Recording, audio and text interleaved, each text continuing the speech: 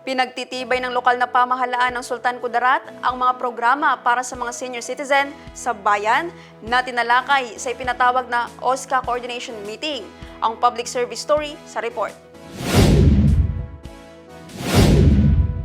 Dinaluhan ng Municipal Social Welfare Officer, Municipal Office for Senior Citizens Affairs o OSCA, Head of Focal Person at Municipal Senior Citizens Federation President o FESCAP ang ipinatawag na OSCA Coordination Meeting ng Sultan Kudarat LGU.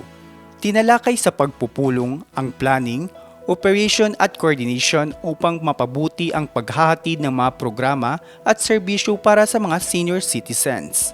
Pinag-usapan din ng mga pangunahing concerns at updates kaugnay ng serbisyong para sa mga nakakatanda. Nagkasundo ang mga kalahok sa mga hakbang upang mas mapalakas ang implementasyon ng mga programa sa antas ng munisipyo.